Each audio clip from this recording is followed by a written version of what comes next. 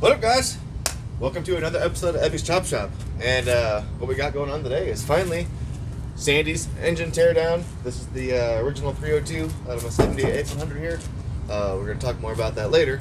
But what I'm going to do real quick, because it's cold, I got 3 layers on. It's like 32 degrees. It snowed for the first time yesterday. I'm going to fire up the little flathead one last time, and I'm going to cover it up and put it away until someone buys it. So let's hear this thing roar.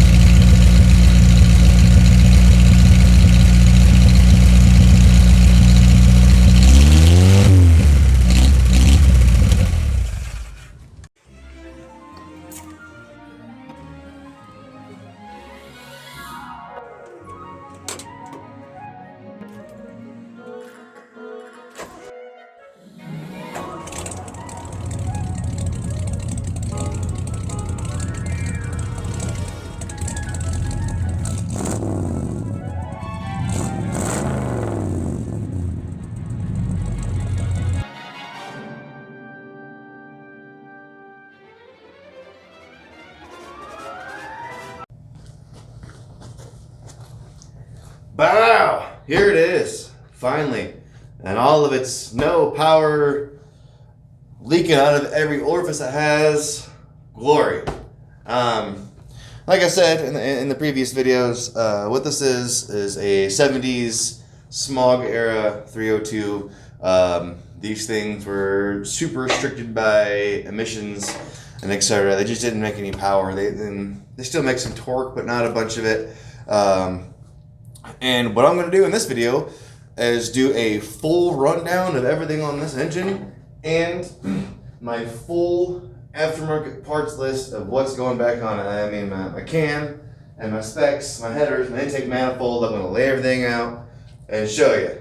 But I mean, what I wanted to hit on the engine real quick is basically what I am and am not going to reuse on it. And I'm just going to bust through it real quick. And I'm probably going to miss some stuff. But pulleys I'm going to reuse. Power steering bracket. As of right now, I'm going to reuse. Water pumps being replaced. Timing cover and block is being used. Crank and rods are being reused. Pistons and rings are not. Fuel pump. The temperature sensor. Oil sending unit. That's all this is going to be replaced. That's just cheap stuff. Oil pumps being replaced. The pistons and rings will likely be oversized depending on what I find when I tear this apart. If I can just dingle ball it and throw it back together without machine work, I'm gonna. But if it needs machine work, I'm gonna go ahead and take it 40 over to a 306. So, with the heads, I thought that I had scored myself a set of 90s Fox body heads. But that deal ended up going south. So I am going to go ahead and just reuse my factory 70s heads. These things are kind of old and clankety. They don't flow very well. But I'm going to have some larger valves cut in them. I'm going to go through and kind of just do a light garage port and polish basically. A couple of these exhaust ports are completely not even the same shape. I mean, the castings of this head are pretty bad. I can definitely make this head flow a little bit better. But a cam... I'm keeping the old firing order from the old 289 and 302. Reason being, that's kind of the theme of this engine. I'm kind of doing like a nostalgic old style kind of themed thin valve covers, kind of like aqua baby blue colors, kind of period correct kind of looking. I want that firing order. I want that sound, and I think the low flowing heads and the cam are actually a big part of the specific sound that I pretty much already had, but I want a more aggressive sound. I want a little more power, obviously, and I want a little bit of loop. So I have a very specific sound, performance level, RPM range that I'm going for. And I didn't go huge with the cam. I'm actually going to be able to reuse my push rods, which I'm probably going to go ahead and replace just because I am going to reuse my rockers. The cam kit that I ordered replaces all the valve springs and everything. So Without rambling on a little bit more, I'm going to go ahead and kick some music on, blow this thing apart, and when we jump back after that, I'm going to lay out my chrome shiny stuff next to my old nasty stuff, give some details, explain to you the who, what, when, where, why, and how of the parts I picked for this engine. So enjoy.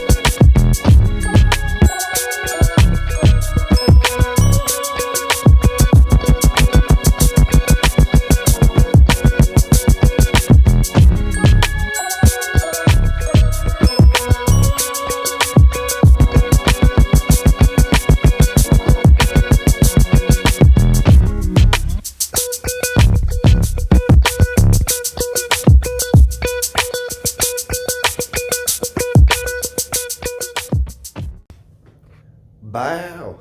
All right, so we got that knocked out. Everything went pretty smooth for the most part without hiccup. So what I'm going to do now is kind of just buzz through and kind of just check out some of the things I noticed during the teardown. Only concern I had really with the block is one of the freeze plugs has been replaced with one of these expansion freeze plugs, so I'm going to knock all these out, replace them. I don't really have the best lighting for it, but I did discover right there 040. So this thing's been bored 40 over. Hopefully everything will be in spec enough when I pull it back apart that I can just dingle ball it and throw it back together. We'll see. That'll be on the next episode. But let's just go through what I am and am not doing. And again, the who, what, when, where, whys. The motor mounts, you saw, they fell apart during disassembly. I'm going to get some solid ones from Dave's Bronco Graveyard. I don't have those yet. I was going to also reuse this, my my dampener, or my balancer. It's pretty garb. I'm going to go ahead and replace that probably through Ford Racing. Reusing the pulleys, I'm going to clean them up, paint them. The factory itty bitty rinky dink fuel pump here is getting replaced by a Nice polished high performance Holly unit here. Water pumps getting replaced, the factory unit. I've got these brackets in chrome. This is both kind of impressive and grody. This is my timing cover on the water pump bolts right here. And basically, it's got so much corrosion in it that it's only been flowing through basically half of it. It's literally packed thick in there. So my intentions were to reuse that. I'm sure it'll clean up, but if not, I'll end up having to replace that too. As far as the heads go, I'm just reusing the factory 70s era heads. They don't flow very well, but you know, we'll make do with what we got. I'm going to have larger valves cut into them, and this measurement isn't spot on. This is a little over an inch. It's probably like 1 1/16 or something like that. But this is closer to 1 1/4. So I'm going to go through and do like a garage port and polish on these heads, clean up the intake and exhaust ports, and most certainly make these more unison. And I'm probably not going to gain a bunch of power from it, but I'll definitely gain a little bit of power and, you know, efficiency. And efficiency basically equals power. So another thing I'm probably going to do with the heads is this is a heat crossover for your intake manifold. That's really only irrelevant in the cast iron intake manifold, which I'm not reusing. So that'll help cool down my intake exhaust charge significantly. My comp cam kit comes with all new lifters, seals, springs, everything. So that's all being replaced. My factory timing chain, which was really stretched, it was pretty bad. Getting replaced with a dual roller from comp. Came with my kit. Speaking of, this is the factory camshaft, and what its specs are, bear with me here, and there's a variant in cam specs from year to years, but I think this is what my truck has in it. The duration would be 272, 265, and the lift would be 368, 380. My new cams kit, and it's not an extremely big cam. It's gonna make some more power. It should gallop a little bit, but it's Comp Cams Kit K31-218-2, and the duration is 268, and the lift is 456. So the original is 272, 265, and the aftermarket is 268 on the duration. So it stays open a little bit longer. And the lift is 368, 380, and the new is 456. So about an extra thousandths of lift on it and a little bit extra duration. And I'm hoping just to get, like I said, a little bit of gallop out of it. Also important to note that I did not do what most people do. I did not switch to the 302HO or 351 camshaft that a lot of people do. The firing order on that is the 137-265-48. Again, that's the 351 firing order. But in later years in the Fox Body Mustangs, they switched the 302s to that, and they made a little power for them, and they sound and they drive completely different. The power bands, sound, everything different. I actually prefer the old 289 302 firing order, which is 154-263-78. So this comp cam, you can get this kit, I believe, in both firing orders. I went with the old firing order. I like the old firing order, so that's what I went with. Bam! But here's our super heavy, like 60-pound factory intake manifold cast iron. Our original 2-barrel, I think it's like 325 CFM Ford carb. Boring, super heavy exhaust manifolds. Oil pump I'm keeping, cleaning up. Oil pumps getting replaced with the milling high volume unit. I intend on reusing the flywheel because it's got a newer clutch in it, but if you look at this flywheel, the previous owner put a new clutch in it with it being smoked like this. So we're gonna have to replace that. Probably go ahead and replace that clutch, but Bobber's covers getting replaced, and I went through just a couple different options, and I wanted to show you these while I have them. As obviously these are very heavy, not going to flow very well. For very cheap, you can normally hit a junkyard and scoop up some factory Fox Body exhaust manifolds. These are actually what they came with, brand new from the factory, and they flow pretty decent. They're definitely an upgrade from this heavy cast boys, but you can see they're still crushed bent. Not the greatest upgrade, but an upgrade indeed, and cheap. These also, I didn't go long tube because I wanted my power range to be a little in the lower RPMs. Long tube headers have a tendency to make power in the higher RPM, which is not where I intend on spending my time, so I didn't go that route. Now, without further ado, and I know they've been on the channel before, but I'm really excited because I finally get to play with this stuff. Dun, dun, dun. Look at all of this sexiness. Yeah. I guess let's start on the outside and work our way in. Like I said, we had factory manifolds, a couple different options. Route that I went this route for two reasons. A, it looks better, it's going to perform better.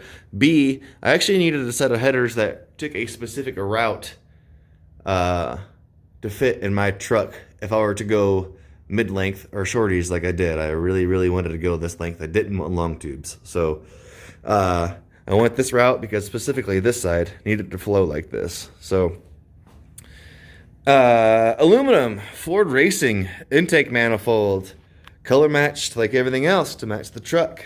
We have got a Holley 500 CFM vacuum secondary electric choke carb, Holley profile intake, old school.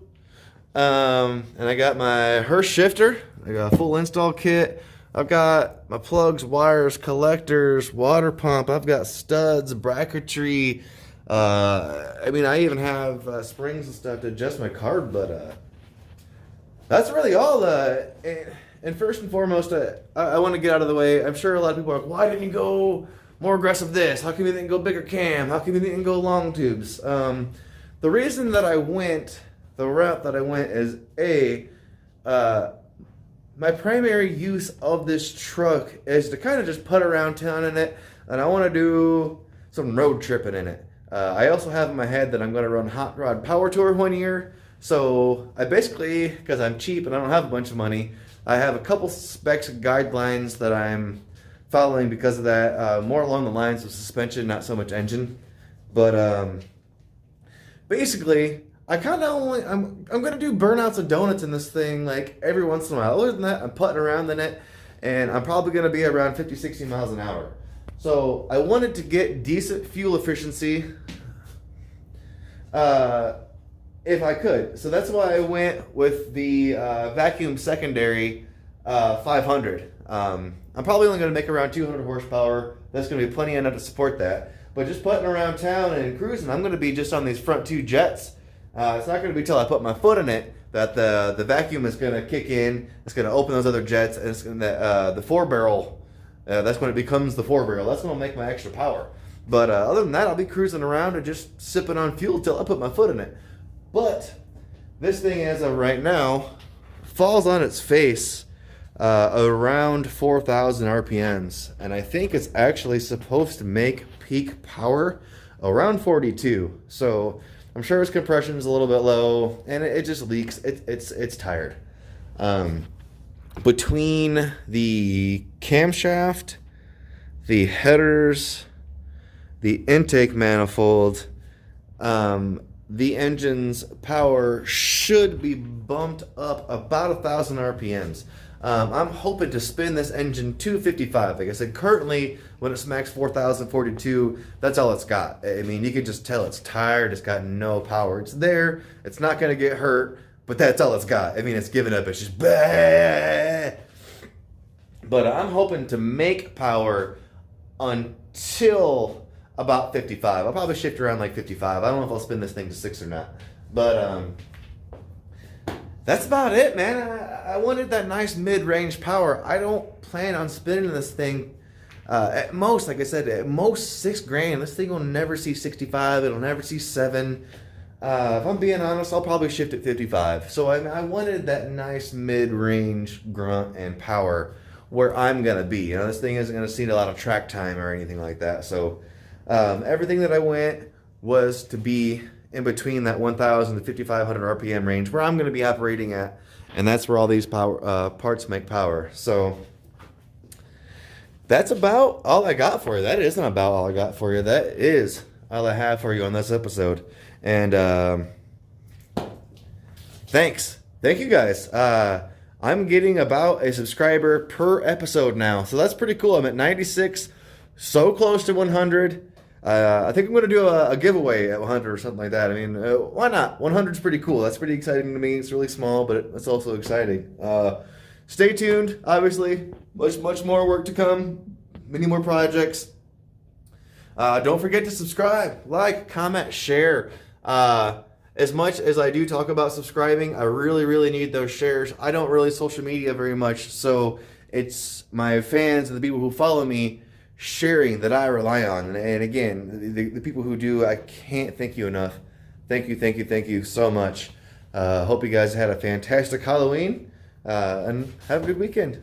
Have good everything. Deuces.